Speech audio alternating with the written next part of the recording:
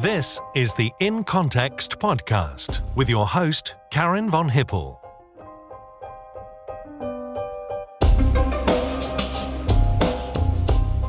Hello, I'm Karin von Hippel, the Director General at RUSI, and I wanted to welcome you to RUSI's new podcast called In Context. Before we start today's episode, thank you to those of you who listened to our first episode with Chris DeBona, the head of open source at Google. If you didn't get a chance to listen to it, please go to our website and you can download it there. Today, I'm talking to the EU's first foreign policy chief, Baroness Cathy Ashton, and we will be talking about the European Union, the Iran deal, and even Daleks.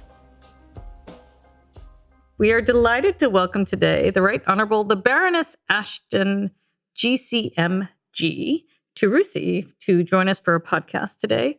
As most of you know, Baroness Ashton is a life peer in the House of Lords, but what you probably know her most for, I think she's most well known for her role as High Representative for Foreign Affairs and Security Policy, basically the EU's first foreign secretary from 2009 to 2014. She followed Javier Solana, he was a high rep for CSFP, wasn't he? So he wasn't the foreign secretary like you were. He did. He was half of me. He was half of you. Okay. So the other half was the Commissioner for External Relations. Right. And they put them all together. And I suppose there was another bit, so that doesn't quite add up, but there was another bit which was the rotating presidency of the Foreign Affairs Council. I took that on as well. So it was 3 jobs rolled into one. Okay, 3 into 1. And the first, so you were the first woman, obviously, because you were the first there. And I would say the best. But so you had that wonderful, amazing job. But I think what people may not know about you is you've had a number of other very interesting jobs in your life. So we are going to have a conversation about all of that today. And welcome. Thank you. So it's great to have you. So let's start at the beginning. As they say, you were born in Upholland, Lancashire. Am I pronouncing it properly? You are.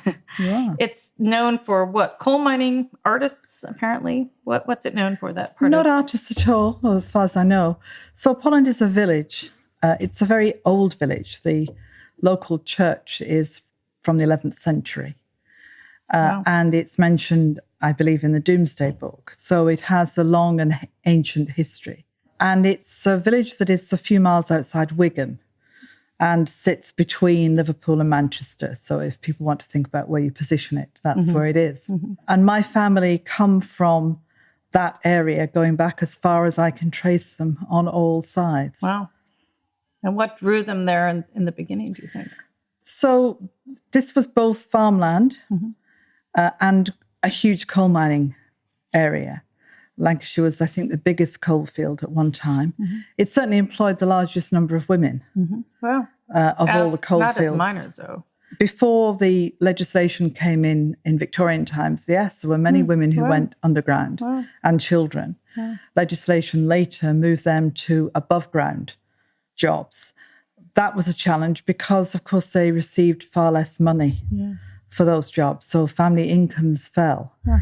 And that led to quite a lot of the mining communities in Lancashire actually asking Parliament not to do that legislation. Wow. What perhaps they should have been asking for was to accept that the jobs on above ground needed to be properly funded. Did you have miners in your family? Yeah, my grandfather on my father's side was a miner who was killed in the mines when he was very young. And my grandmother was an above-ground coal sorter.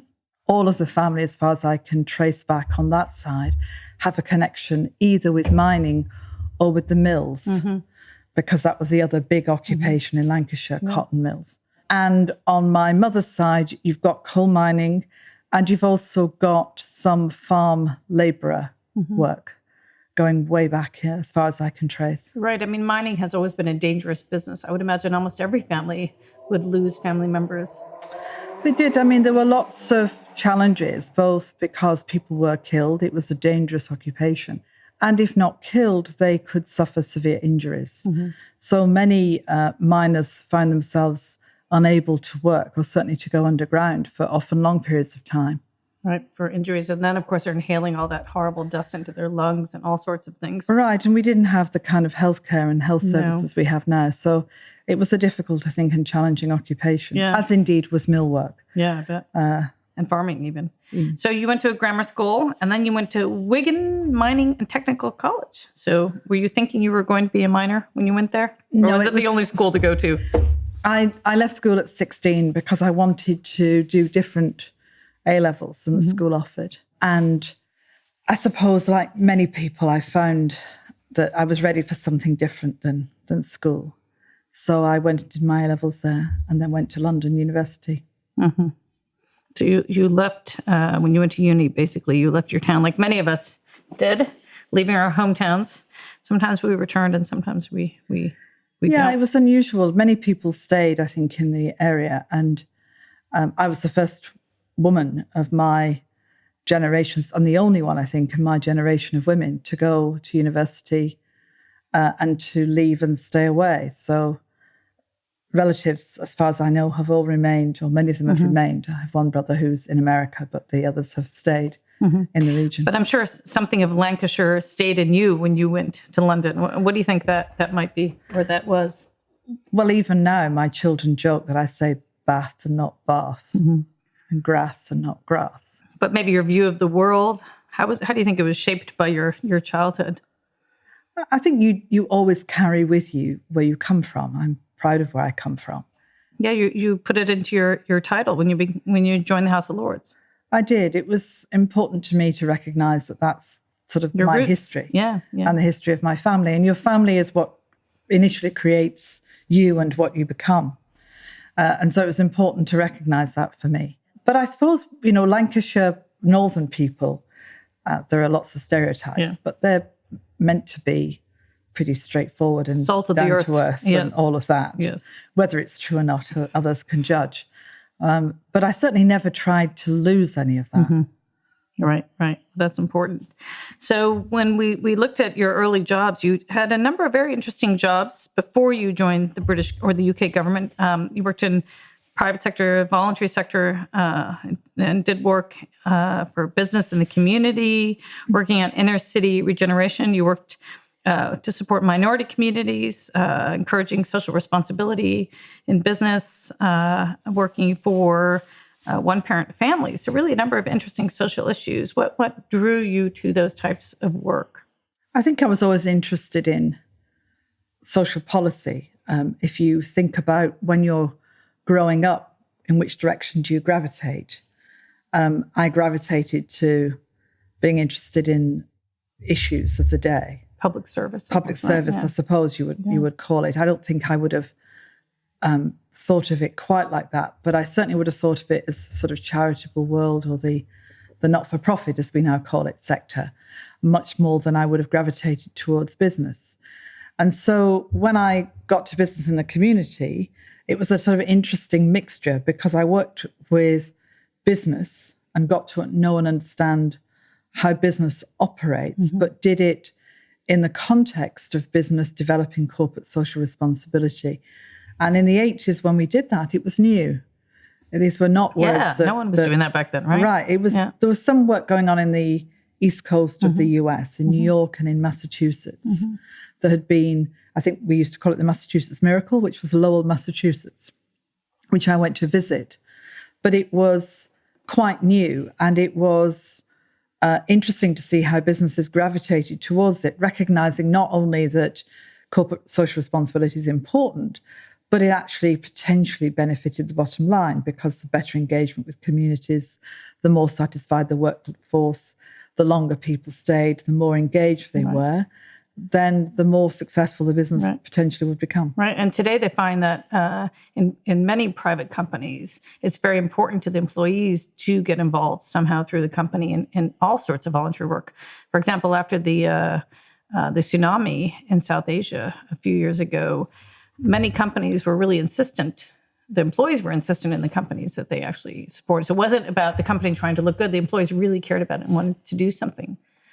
Well, that's right. And it's things like companies giving people time to become school governors and engage with the community. That helps support the communities. It's good for the image of the business, but it makes people feel more positive about where they work. Or having people go on secondment. A lot of banks in the 80s did secondments to support small and thriving businesses, particularly but not exclusively in areas that had not had a history of creation of entrepreneurial activity, or in communities that found it harder to deal with the banks. It was really good for those small businesses, but it was, I would say, equally good for those bank managers, because they learned to work with people and to think differently about those who might come through their door wanting a loan or wanting the bank's help in other ways. What was your favorite CSR story from that period, or something you really were proud of? There were lots of things, actually, that businesses did. I think the 2 or 3 things that were particularly important for me were the creation of opportunities for people with disabilities, which turned into an organisation, and which enabled business to understand the capacity of all people to be able to do everything. Yeah, before its time also, I would imagine. And again, it was the bringing together of people who were able to speak from their own experiences about disability. It wasn't using intermediaries in that sense. It was actually allowing that conversation to develop and ideas and policies to develop from it. And it was wonderful to see how businesses reacted to that. But it was also true in many other areas in the broadest sense. And then very simple things where businesses decided that they were going to engage in helping and supporting local community activity. And the benefits that brought to them and to the communities were, well, obvious. Right. And it must have been this work that influenced Tony Blair to appoint you into the House of Lords, or make you appear in 1999. It must have been this incredible, rich background of public service that you had done. Well, you'd have to ask him what his motivation was. I just got a phone call asking whether I would go into the House of Lords. And in truth, for any government, you are always looking for people who have some experience, but who are capable of becoming your hardworking backbenchers or ministers in the House of Lords, because it's, and certainly was then, long hours and high demand.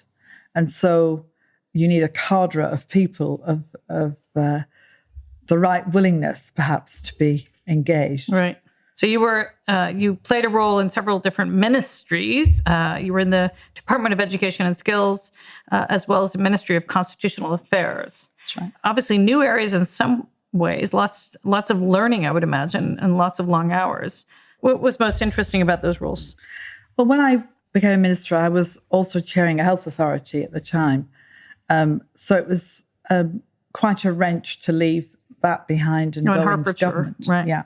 And I was really interested to go into education, because the slogan education, education, education, as far as I'm concerned, is the most accurate political statement you could make. That what helps people become powerful and is education, because you get choices. It opens doors, right? And it certainly had transformed my opportunities. And it's so, so important. So being given the chance to be able to support education was just fantastic. My responsibilities were particularly for young, very young children, and for primary school children, and for children with special needs. So I was able to work on helping the department really to develop the policies that we believe made a difference and continue to make a difference to the life chances of young people. And then what about in the Constitutional Affairs Ministry? What were you doing there? The Constitutional Affairs was the ministry that brought me first in contact with Europe, because in most ministries you need somebody to go and sit through the appropriate council meetings in Brussels. In my case, Justice and Home Affairs. Oh, okay. That makes sense. And so the Lord Chancellor asked me whether I would take on that responsibility. But we were also engaged in quite a lot of constitutional reform and change and building the Supreme Court. So it was a ministry that had a lot more going on than perhaps you might expect from the title. Yeah. In terms of transforming and changing how we ensured that justice was as good as it could be. Yeah, no, that makes sense. Okay, then in 2007, 2008, your meteoric rise, you're now appointed the leader of the House of Lords, the fourth woman to hold that position, and Lord President of the Queen's Privy Council in Gordon Brown's first cabinet. So tell us a bit about what you do as the leader of the House of Lords. When a government is trying to do its legislation, its bills, it always has to have what they call a Lord's strategy, because by definition, the government in the House of Commons has a majority, whether that's directly or in coalition with others, deals that it's done. So it doesn't have to worry generally about getting legislation through the House of Commons. So I appreciate there are some tricky moments, and occasionally it's a problem. But the House of Lords is different because the nature of the political makeup of the chamber, together with the crossbenchers who are independent and the bishops, means that you don't have a majority for the government. You have to create that majority. And when I was leader, I think we had 22% of the vote was guaranteed to us, or more or less guaranteed, because you have no sticks, as it were. You have no way of persuading somebody who doesn't want to be persuaded because they've been appointed for life, and there they are. So your role in the Lords is to help develop the Lords strategy for a particular piece of legislation, and then to help the minister who's trying to get the thing through to achieve that, as well as provide an overview. When I took on the job, I said in my very first words as leader that I would lead for the whole House. And what I meant by that was also trying to get the rest of government to understand a bit more about how the House of Lords is and operates, because it's not always obvious. People are very busy down the corridor in the green carpet area, which is the Commons, and rarely do people come to the red carpet area, which is the Lords, and vice versa. Though I did have coffee with you there once, and you knew pretty much everyone. Everyone we walked by was saying hello to you. So you obviously were very persuasive, and you got to know all of your peers.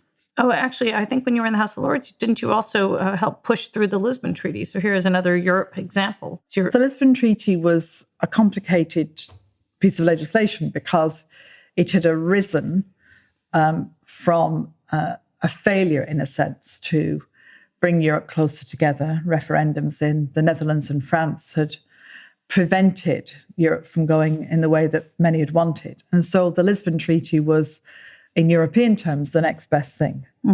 And it arrived in the House of Lords needing to get through unscathed.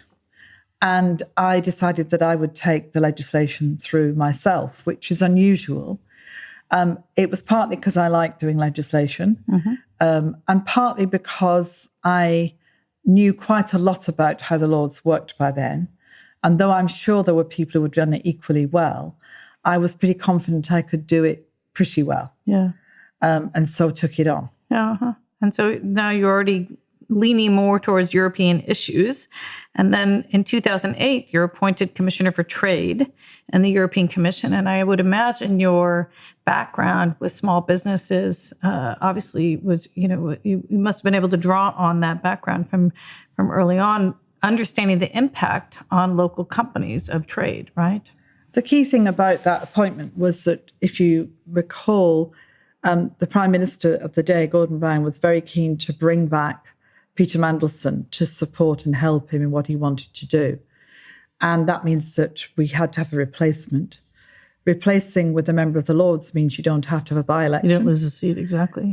And I was pretty well known in Brussels because I'd done the Lisbon Treaty. And indeed, earlier the week that I was appointed, I'd been meeting with then Commissioner Mandelson in his office. So it looked as if we both knew what was going on. Well, I certainly didn't. I'm pretty sure he didn't either. But by the end of that week, I was in Brussels and he was back in London. How funny. So it was important to the Prime Minister, but also to the government, that we retained the trade portfolio, which Peter had held for 4 years, for the final year. And so me going there and Brussels being content that it was somebody they knew, I was the first female commissioner for Britain. And as Brexit approaches, I will have been the only woman to have held that position. Lots of firsts we're seeing so far. And I was the first woman to do the trade portfolio as well. Wow. So from the point of view of Brussels, who wanted to promote more women, it helped us retain made a that lot of portfolio. Sense. And then you basically picked up what he was doing and kept running with it. I mean, you ended up concluding a very far-reaching free trade agreement with South Korea.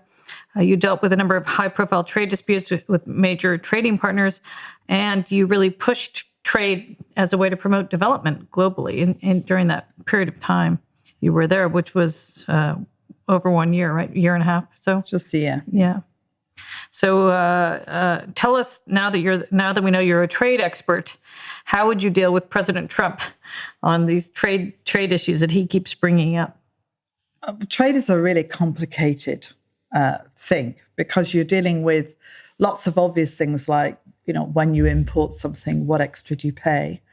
And you're dealing with what we used to call non-tariff barriers. In other words, reasons why it's more difficult to sell your goods in a market. It might be requirements on car emissions, or it might be that packaging has to be a certain way. Countries often have additional requirements that you can argue are not much to do with the product and much more to do with making it quite expensive to trade. So when you're thinking about trade, you have to think creatively about the individual issues. And then on top of that, you have to think about the breadth of trade, because particularly for Europe, when I was doing agreements, you have 28 countries who need to see that the trade agreement, while it may not benefit every industry equally, is going to benefit the economy generally and therefore be beneficial overall. And so when you get into trade disputes, it's sometimes quite easy to get into the soundbite trade arguments that there's deficits and there's not, there's this and that, when actually it's a much more interwoven, complex group of things. So my advice is always to keep cool and just try and drill down and work out how you're going to solve problems, because some problems will be genuine. Some will be perceived rather than real, and some will be irrelevant. But you need to establish which is which and try and find a way of solving the ones that matter. But the important point about that position really is, I think people don't always understand how important economic issues and trade issues are in foreign policy. And so then when you, of course, became the first high rep, the first foreign secretary for the European Union in 2009, you already had a very interesting background understanding some of the major issues in Europe, and then plunged right into a number of pretty important crises. So maybe we can talk through those experiences. What I would list, and you can correct me if you think there are others, but I would say the Kosovo work you did, the work on the Iran deal, of course, work on Ukraine, and then maybe if we have a bit of time on the Arab Spring. How's that for a pretty heavy lift? So let's talk about Kosovo first. You brought Serbia and Kosovo to the negotiation table. You got a deal in 2013. Tell us a little bit about what happened. I mean, obviously, most people know that Kosovo was in 2000, actually in the spring of 1999, the NATO bombing occurred when the Serbs withdrew, and then Kosovo was in this tenuous status for some time. It wasn't yet independent, but it was acting independent. There was a UN mandate, European Union, others were there. I even worked and lived there in 2000, so I participated in that whole effort. But of course, it's still the final status of Kosovo needed to be resolved. Yeah, and the agreement we did was a very practical one, that we wanted to find a way that the two sides, Pristina and Belgrade, could have an opportunity to talk about what life was like practically for the people who lived in the north of Kosovo. And that was because that was the disputed area above everywhere else. More than those enclaves like Gracanica or Prizren or... It was an area that when you looked at it the from four provinces, Pristina's point of view, they clearly saw it as part of their country. But when you looked at it from Serbia's point of view, they saw many Kosovar Serbs who looked to Belgrade, did not look to Pristina. And that created a situation where you had a duplication of activities from police force to judiciary. And it was a very unstable area where the NATO forces had to be very much ready to move if things got difficult. We saw lots of problems, lots of concerns about getting goods in and out, trying to get customs sorted out. And it was really simple things in the sense of the sort of things you don't think about every day, which is when you go through customs, when you stamp something, what was it going to be? Was it the Republic of Kosovo? Right. Well, if Serbia didn't recognize the Republic of Kosovo, they weren't going to accept that stamp. It was issues that really did get to the heart of how people could live. And so we didn't ask anybody to break their red lines. As far as Kosovo was concerned, they were a nation. As far as Serbia was concerned, they were not. That red line remained, and it might have been bumped up against, but it was never crossed on either side. I never asked them to. This was about the first agreement, as it's called, which was to find some very practical things that they could do. And we brought the two prime ministers with a very small group of people. They often met just the two prime ministers with two translators, myself and one official. Where did you meet? In Brussels? In my office in Brussels. Meetings that sometimes would last 14 hours. We stayed as long as we could or should for the purposes of trying to get the discussion to move on. We ate together. We had the occasional beer together.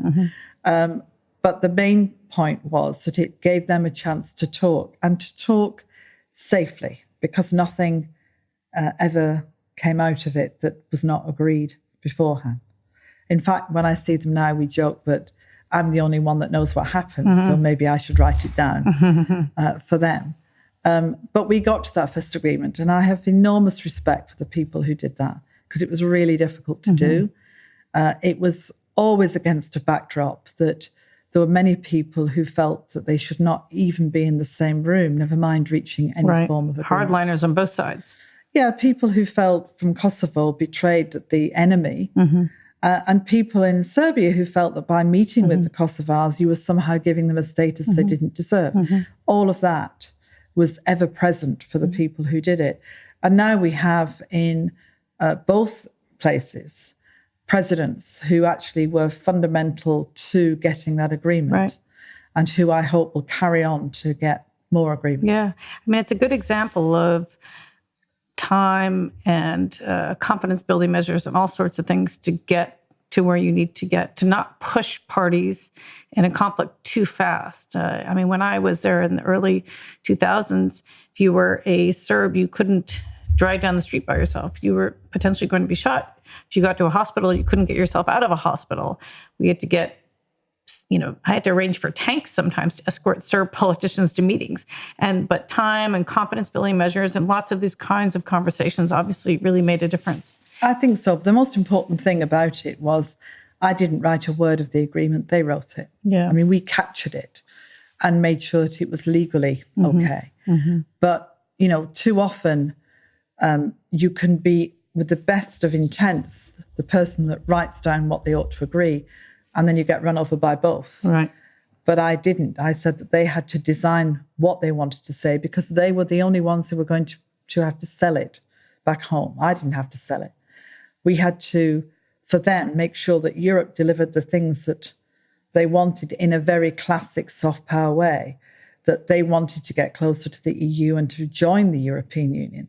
And so the reward, if you like, for moving forward and the continuation of that is that they get to come closer to the European Union where they see their future. Yeah. So it was a very good arrangement, but it was important that it belonged to them and not to me. Right. And I think they still feel good about it today. When you go back to Kosovo, they really love having you back, don't they? Didn't they? I think in both, actually, hopefully. Yeah, I would imagine both. Do you spend time in both today? Or I always took the view, if I visit one, I visit the other. And having always done that, I find it quite hard not to. Right. But it's always a pleasure to see either of the two presidents. Excellent. Okay, now let's talk about the mother of all deals, the Iran deal. Certainly, I was in the State Department working for Secretary Clinton and then Kerry when you were the lead negotiator for Europe, working very closely with my U.S. colleagues at the time, and they were always raving about you in the meetings that I was in the State Department, recognizing how challenging it was and how difficult it was. And certainly I heard so often how many hours all of you spent in hotels in Vienna, how many years of your life, I suppose, if you counted the hours and the days that you really worked on that deal. It's quite extraordinary. But it seems like you played a similar role to what you were just saying. It was a lot of, obviously, time between all the different parties, making sure that you had lots of small, private conversations with each side, obviously dealing with lots of red lines and trying to overcome that. What are your thoughts when you look back now? We'll talk about the deal maybe not being implemented a bit later, but what are your thoughts when you look back on that? I mean, I would be incredibly proud of it, obviously. I remember when Secretary Kerry walked in, when the deal was finally signed in the senior meeting, everyone stood up and gave him a standing ovation. I mean, we were very, very happy about it as well back then.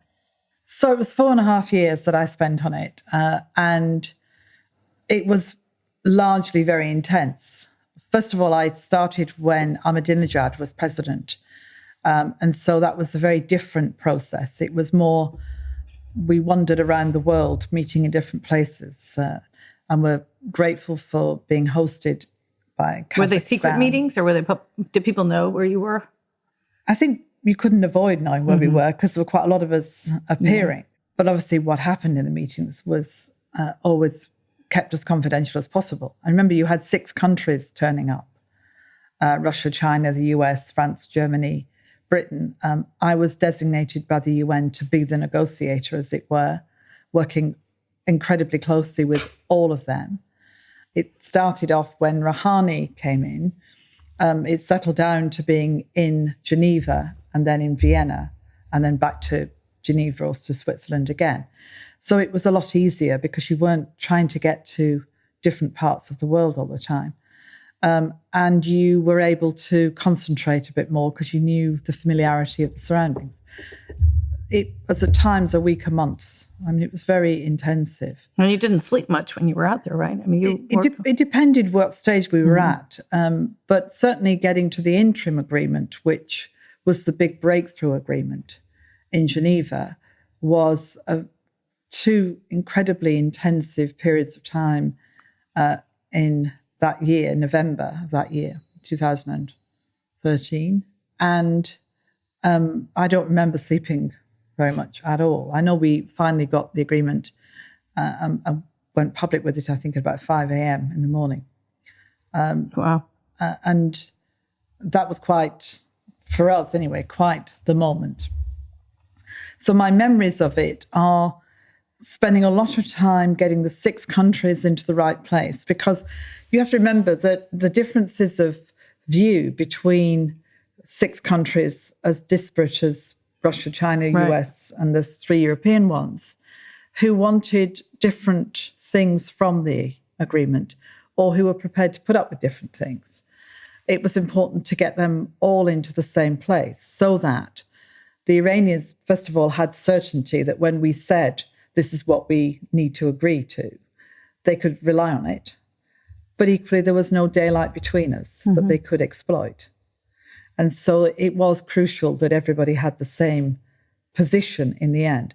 And that took a huge amount of time. It's a big deal. It's hard to imagine anything today with Russia, China, US, France, UK, Germany agreeing on right now. I mean, it really is hard. Isn't that extraordinary, thinking back? It was. And the other side sort of product from it, well, byproduct of it, was that it meant that for quite long periods of time, these countries were talking to each other about this issue, but of course about lots of other things too. Yeah. In the middle of that period, we had the Ukraine crisis with Russia. And although we were, from a European and a US perspective, extremely concerned and were sanctioning Russia for its behavior and activities, in the Iran talks themselves, we carried on as normal. And that was because we all agreed that on this particular issue, we had common cause and we could do that. And I think that's extremely important. There's nowhere now where the permanent members of the Security Council, the P5, plus Germany, actually are doing anything together that's trying to get something positive. Right. It's in a very different place. And I had hoped that the methodology, if not the subject, that using that group would be maybe continued because it had been so successful. Yeah. No, I mean, you kept your eye on the ball too. So, I mean, what are your hopes for the deal today? Well, the agreement relies on all the countries sticking to it. Mm-hmm. And the challenge is that, as far as I'm aware, the Iranians are 100% compliant with what they were asked to do. And that of itself is quite interesting because in many agreements, you don't get 100% compliance.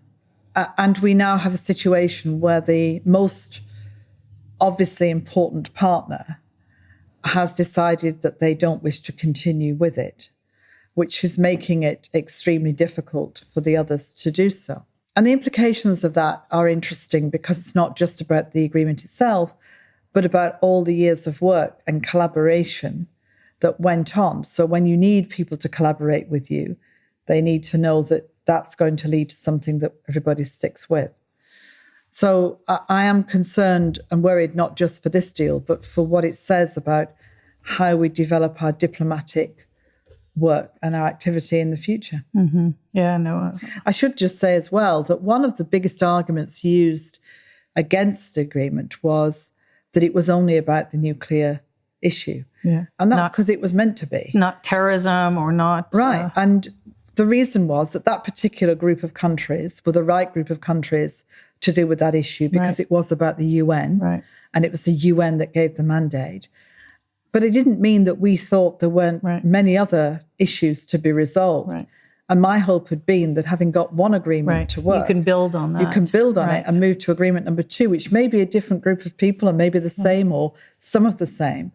But somehow we never moved on. Right. And I think that was a shame. Right. It's incremental. It's just like Kosovo. That also shows you, had you started out in 2000 saying, this is what we want all of you to do this on both sides. We're going for a full independence for Kosovo right now, et cetera. You wouldn't have gotten anywhere. You had to do it incrementally and slowly.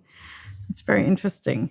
But then to Ukraine, you did mention Ukraine. That was it was not a consecutive next challenge because you were having to deal with that at the same time. You were dealing with the Iran crisis, but it was really precipitated in early 2014 when President Viktor Yanukovych's security forces fired on pro-Western protesters in Kyiv, as everyone was calling it, killing many.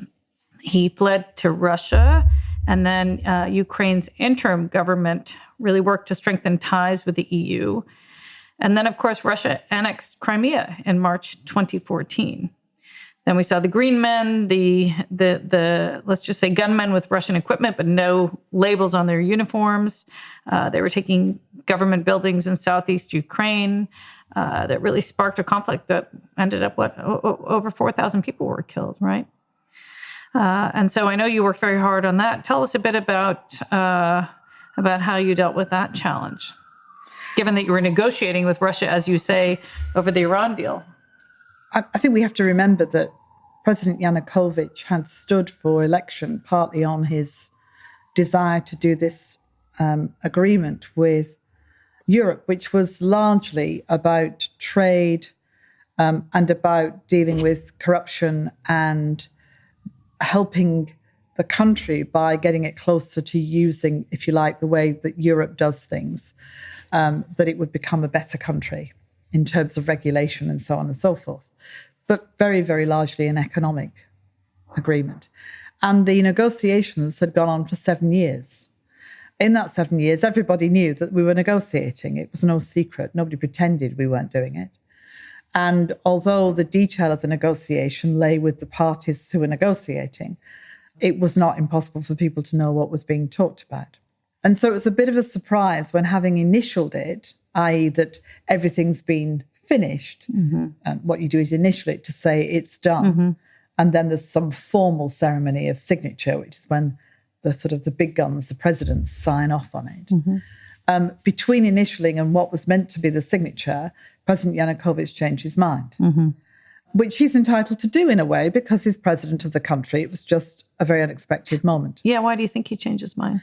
I think he changed his mind probably for one of two reasons. Either because he had thought that we might not sign in Europe, because he was, at that point, he had the former Prime Minister, Yulia Tymoshenko, imprisoned. And there was quite a lot of concern across some European countries, and especially in the European Parliament, that she should be released because she had been imprisoned without due process, without the process being properly done. And that wasn't clearly going to happen. And therefore, there was a question whether Europe should then sign up to it. And it may be that he thought we wouldn't. And/or that he felt some pressure from his eastern neighbour, who was concerned that a move towards the EU was going to be detrimental to Russian business and economic life, but also politically, moved Ukraine away from where many Russians believed Ukraine belonged, which was with Russia. And as the moment arrived, I think lots of people woke up to the fact it was about to arrive despite the 7 years that had gone before. So it was quite a difficult set of circumstances. And I went to see him in Kiev to talk about that. My view, as I said to him, was that it was really important that he didn't not only tell us what he was doing, but actually that there were thousands of people on those very dark, cold nights when it was about minus 30 degrees or some equivalent, who were standing out protesting, which is not something that people do lightly. And I felt that it was extremely important that if he had good reasons not to sign for now, because he always said it was for now, that he needed to explain it to those people, not to me. Because they were his citizens and they had believed that this is what he was going to do. And the rest of it, if you like, is history. It escalated. There was the, I think, death of 77 people in Maidan, in the square, which created a huge shock, I think, across the world. And then we had, as you've described, all of the events that followed, including the annexation of Crimea. And so your job was to try to work with the Americans, work with Europeans, the European states, as well as the EU, to try to figure out where to go.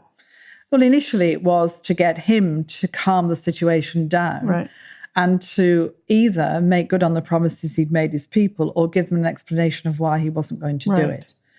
That was the first and most important thing, because the demonstrations were all over the country, and it was a really important thing that he should do, and he didn't. And then on the back of that, when he decided that he was going to leave the country, it left us in a situation, and I went back to Ukraine many times, including not long after he'd left, where there was the need for the parliament to take control and where you had to think about who was going to be the next president and so on. It was a chaotic situation that could so easily have become even more dangerous than it did. What was the situation like in Ukraine when you left? Did you feel like you got any closure, or were you it was just so embroiled? I think by then we had President Poroshenko in place, and I think there were a number of questions that were being looked at. One, the economy was in a mess, and how could that be supported, both by the European Union, but also by the international community more generally? Two, how are you going to build properly on this dramatic change to try and seize the opportunity to make the country more stable and more democratic? And three, the biggest question was how to resolve the challenge that we had with Russia and to try and find a way through that would allow Ukraine to be whole as a nation. Because in the end, nations need to have control of their sovereignty. It was not, in many ways, about choosing Europe or Russia, because inevitably, economically, if it will do both. No other thing, they were going to have a relationship with Russia. Very simple. And that was important, I think. So you were also working on the Arab Spring. I guess that was 2010, 2011, right? And what was the view in the EU about how to deal with that? Do you think the EU was a bit slow off the mark? I think many countries have been criticized for the response to the Arab Spring. On the other hand, there's also it was an indigenous movement in most of these countries. And so what role should external actors play? I think there were certainly some challenges that I heard about in the State Department on that subject. I think the first thing is that you don't always know what's going on immediately. So when the dramatic events began in Tunisia and then spread across to Egypt, particularly, which is where I spent a lot of time, and then events in Libya and so on, you are, first of all, confronted with trying to establish what actually is happening, how serious it is, and who is who in this. Right. Who are the good guys, who are the bad guys? And it's often very tricky to work out what forces are at work. Right. You're usually in a position where you're simply trying to call for calm and not to have people start shooting each other. Right. And then trying to establish what needs to happen first. And particularly in Egypt, I think there was criticism that on the one hand, we were not trying to encourage Mubarak to leave. On the other hand, some would argue that it's not our job to start telling leaders to leave, particularly leaders, and this was true for the Americans especially, who have been friends of sorts for a long time. Yeah. And I don't think you ever quite resolve that. So it's easy to look back and say everybody was too slow. Mm-hmm. But in part, that's because you're trying to work out what's actually happening. And having people leave is not necessarily, at least initially, the right way to go. They may have to go eventually, because the minute you get some level of chaos, it rather suggests that their leadership may be over. Yeah. But whether they should go on that day or a week later or a month later is much more tough to establish at the time. Right. It's also a problem that with 24-hour media and social media, information is being fed constantly. You can follow the progress of an individual or a battle or a crisis second by second on 1,000 phones and people sending in their own recorded version of it. But of course, it's their version of it. Right. And again, even though you get a lot of information, the fact that it's a crisis is because you don't have enough information. Right. If you knew everything, it wouldn't be a crisis. Right. And so you're constantly trying to judge what you ought to do and when you ought to do it. And you're very rarely in a situation where you've got experience of how this will turn out, because these events are by definition unique. Right. I mean, especially in that part of the world, when if you look at the U.S. government, decades and decades of relationships with mostly authoritarian leaders, right? And so all of this is being upended, and who are your partners on the ground, and who are you going to support, and very, very difficult challenges. I mean, the Middle East Bureau at the State Department did not have experience supporting democracy besides a very small office that did that kind of work.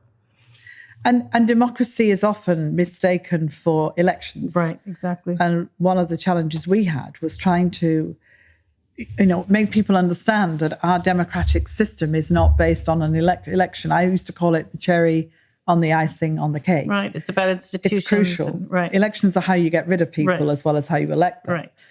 But it's not enough. And without political parties and people understanding how it works, without police forces that work for you, without not stuffing the ballot boxes, without all of these things, without independent judiciary, media, all sorts all of things. This, then you don't have democracy. Right. What you have is are elements of democracy. Yeah. And so the problem as well that I felt anyway was that countries went straight to elections and then had other consequences that they then had to grapple with, which was people who would come in and have a particular agenda. Or you would have, as in Libya, where you get rid of an authoritarian leader and discover there's nothing underneath it. Right. There's no civil service, there's no departments that can run things, there's no technical... There wasn't really a civil society, actually, unfortunately, yeah. Right, so people's aspiration for what we have is wonderful, but you often have to say, but it took us a long, long time. I would often say from Magna Carta to where we are now was 700 years, and only in the last 100 did people that look like me, I female, get the chance to vote. Yeah. So democracy is a long journey, and though I don't recommend 700 years, It's not going to be done in 5 minutes. Right. It's accelerated now because of all sorts of things, but certainly it doesn't happen in 5 minutes, as you say. But yeah, I mean, so it sounds like those were pretty weighty, heavy issues you were dealing with in your 5 years in that position. And then you came back and decompressed a bit. But the other thing I had to do was build a foreign service. Right, that's right. You built the foreign service, so that's right. Create 141 embassies, appoint all the ambassadors, bring people who worked in 7 different buildings into one, design the logo, get a budget. And the EU military missions too, didn't you? And I had all of the EU military missions and civil missions. But besides that, you had a lot of time to relax. I also had to chair the Foreign Affairs Council, which I did, I think, 55 times. Wow. And the Defence Council and the Development Council. So how do you decompress after a job like that? Well, mainly you just go home. Right? Yes, you go home. But when I look at what you've done since you've returned, you, in addition to your private sector activity, you're doing a lot with the Woodrow Wilson Center in Washington. You're running their Europe program, aren't you? You're a member of ELN, the European Leaders Network, the Global Leadership Foundation. You're appointed the first woman chancellor of Warwick University. And most importantly, you're a trustee of the Royal United Services Institute. So that takes a lot of time, right? It's a nice combination of things that are different. Mm-hmm. And that mean I do the one thing that when you've been in government, or actually in many jobs, mm-hmm. you long for, which is you sort of control your diary. Yeah, that's right. And that means you do get these odd moments when you can choose that you want to do something or not, which makes every day a bit different. And it's nice to have control of that again. Now, I understand you are a keen Doctor Who fan. I am. You have a life-size Dalek in your living room. I do. You tell us a bit why? Because my understanding, I don't watch Doctor Who, but apparently they demand total conformity to their will, et cetera, et cetera. So is this to remind you of evil, or what is this about? When I was a little girl, Doctor Who came on the television, and I thought the Daleks were just the best villain. And it sort of stayed with me through my teenage years. Doctor Who then kind of vanished for a while. But I had this running joke with my family, which is I always wanted a Dalek. And for my 50th birthday, my family produced me a Dalek. It's made from the original molds. And I can tell you it's a gold and black one. And it very happily sits in my living room. That must have been probably the most memorable gift you recall receiving, I would imagine. It was fantastic, actually. Yeah. And it's great. It's quite a talking point. It was particularly wonderful to have it when the children were growing up and Halloween came around, because I would make sure the Dalek opened the door on Halloween. Get it to serve dinner. I like to try and do that, but it's I forget it's there. We forget it's there. It's been there a long time. Right. And when people come around for dinner or come to see us, it's lovely that they sort of look a bit startled to see a Dalek looking back at them, but generally enjoy it. So tell me something. I mean, advice, we always like to end these podcasts on advice for younger people who are interested in foreign policy, for younger women. What kind of advice do you give for people as they start on their career about what to think about? You've done so many different things. You've had a really rich career. You're still in the midst of it. You're still contributing a lot, and you will continue to contribute a lot. You're almost one of the new generation of people when they say you're supposed to have many careers in your lifetime, and the next generation will have many. You're already embodying that with your life. Well, I'd say a number of things. First of all, I'd say, advice is what you try and use to justify your life. But for many of the young people who are interested in what we're doing, what we've been doing up to now, the things that will excite them the most and demand the most of them are probably nowhere on their horizons now. The job that I did at the European Union didn't exist until I did it, as it were. You're the first, yeah. So, first thing is what you end up doing may not exist. The second is you can't do without diplomacy. In the end, however difficult and challenging the issue, whether you end up at war or not at war, the solutions that get people to go home and start living decent lives are always done by diplomacy. And so it is such a valuable thing to be engaged in and so important. And it'll get more important, not less important. Mm-hmm. Great. Well, Baroness Ashton of Upholland, trustee at RUSI, can I thank you very much for joining us today for this podcast? Thank you, Karin. Thank you for listening to today's podcast, In Context. The next episode will be out in 2 weeks, Friday, the 26th of October, and my guest will be Ambassador Mona Jewell. Mona was integral to the Oslo Accords, which was a peace agreement signed in 1993 between the Israelis and the Palestinians, and her achievements were dramatized in the Tony Award-winning play Oslo. This podcast was produced by Tom Ascott, developed by Caroline Tranter, with further research from Neil Watley. Keep up to date with the latest defense and security analysis by visiting www.rusi.org.